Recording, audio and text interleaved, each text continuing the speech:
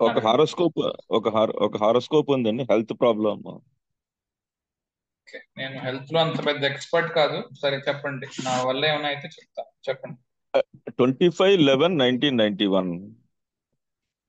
25 November 1991. Okay.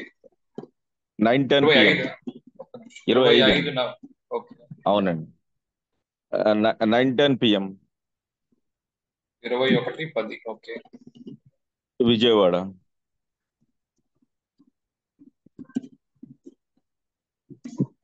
అంటే stomach related.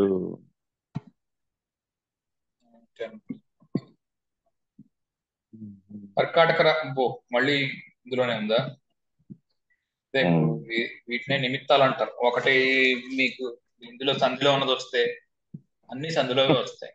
సంధిలో లగ్నం ఉంది, కర్కాటక లగ్నం అయ్యింది, సప్తమంలో శని. ఓకే.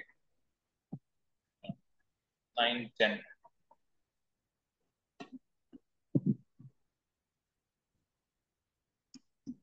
ఓకే.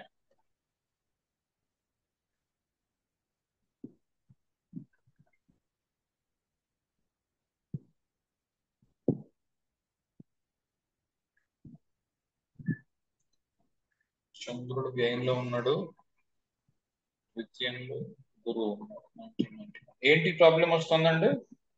అది ఫుడ్ అంటే స్టమక్ రిలేటెడ్ అన్నమాట. పేగులు అది ఫుడ్ ఏమి సరిగా తినలేడు అనమాట. చాలా కేర్ఫుల్ గా తినడము అట్లా సమ్ ఆ టైప్ అన్నమాట. Restrictive indigestion. గా ఆ, డైజెషన్. జాగ్రత్తగా మేనేజ్ చేసుకుంటూ రావాలన్నమాట ఫుడ్. అంటే వాళ్ళు సరిగా చెప్పలేదు, అంటే సమ్ ఆపరేషన్ కూడా పేగుల్లో ఏదో ప్రాబ్లం అన్నమాట. ఫైబర్ తినకూడదు అట్లా ఏదో సంథింగ్. చంద్రుడు ఆ, గండాంతంలో ఉన్నాడు, 29°37'. లగ్నం ఓకే గండాంతంలో ఉంది. ఓకే. Okay okay okay. ఆత్మకారకుడు ఆత్మకారకుడు ఎలాగో గండాంతంలో ఉంటాడు. ఓకే, డోంట్ థింక్ ఆత్మకారకుడు గండాంతంలో ఉన్నాడు అని. ఆత్మకారకుడు అన్నిటికంటే హైయెస్ట్ డిగ్రీ ఎవరికి ఉంటే అది ఆత్మకారకుడు అవుతుంది కనుక 29°44'లో ఉన్నాడు బుధుడు. కాకపోతే లగ్నాధిపతి యొక్క డిస్పోజిటర్ కూడా గండాంతంలో ఉన్నాడు, అది నా పాయింట్.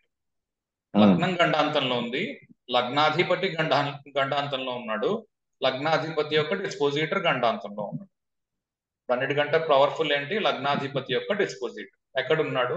న్యాచురల్ 8th హౌస్ లో ఉన్నాడు. ప్రాబ్లం ఏమొస్తుంది?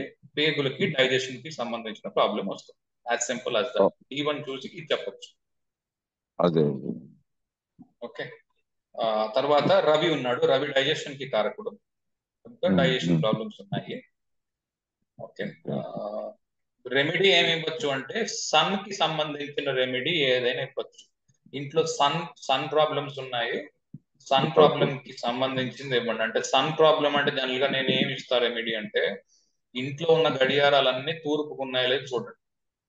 ఇది ఓకే బాగా ఓకే ఓకే. పనిచేస్తుంది. ఇది నేను నాకు తెలిసిన వాళ్ళు చాలా మందికి ఇచ్చాను ఈ రెమెడీ, చాలా మందికి పనిచేస్తుంది. ఓకే గడియారాలన్నీ తూర్పు గోడలకు మార్చండి, చేతికి గడియారం పెట్టుకోమని చెప్పండి.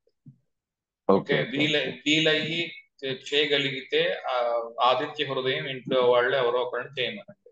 తర్వాత కనీసం ఉదయాన్నే తెల్లవారుజామున లేచి ఆ తొలికాంతి వస్తుంది కదా, ఆ టైంలో కొంతసేపు బయట ఉండగలిగితే ఆ ఓకే పిల్లాడిని ఉంచమని చెప్పండి.